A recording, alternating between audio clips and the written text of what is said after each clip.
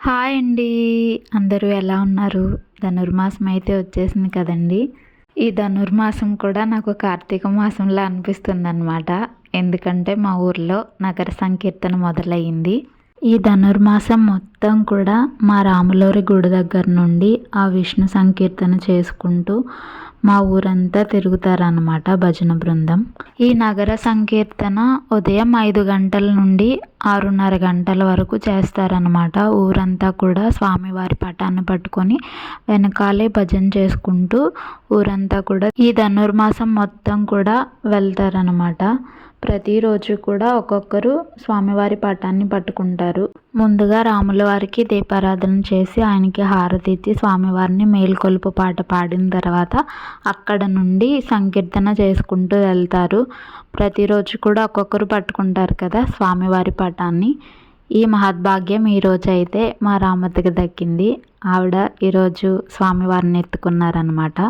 ఇలా వెళ్తూ ఉండగా ఎవరైనా లేచి ఉంటే స్వామివారికి హారతి కూడా ఇస్తారనమాట. ప్రతి ఇంటి దగ్గర ఎవరెవరైతే వెయిట్ చేస్తూ ఉంటారో వాళ్ళందరూ కూడా స్వామివారికి హారతి ఇస్తారు. ఇలా భజన చేసుకుంటూ బయలుదేరుతారు. అలాగే మా శివయ్య పంతులు గారు కూడా ధనుర్మాసానికి సంబంధించి ఒక చిన్న కథ ప్రతిరోజు బయలుదేరామని చెప్తారనమాట. ఇది కొంచెం మంచి మోటివేషన్లా అనిపిస్తుంది.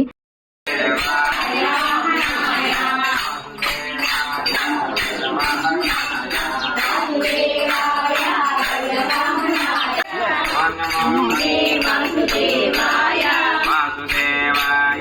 వైకుంఠాయ వాసుదేవాయ వైకుంఠాయ వాసుదేవాయ గరుడవాహనాయ వాసుదేవాయ గరుడవాహనాయ వాసుదేవాయ నీలాంజలాయ వాసుదేవాయ నీలాంజలాయ ఓం నమో భగవతే వాసుదేవాయ ఓం నమో భగవతే వాసుదేవాయ వాసుదేవాయ వైకుంఠాయ వాసుదేవాయ వైకుంఠాయ.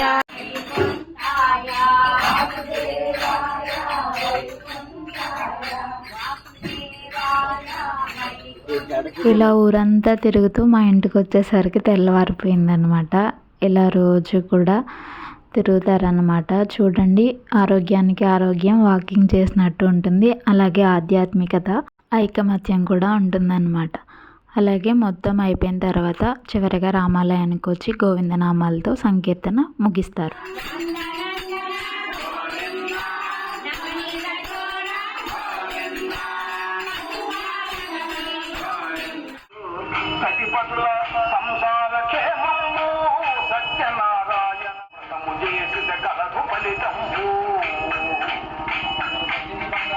ధనుర్మాసం అంటే హరిదాస్ గారు లేకుండా కంప్లీట్ అవుతుందా చెప్పండి? హరిదాస్ గారు కూడా వచ్చేసారనమాట.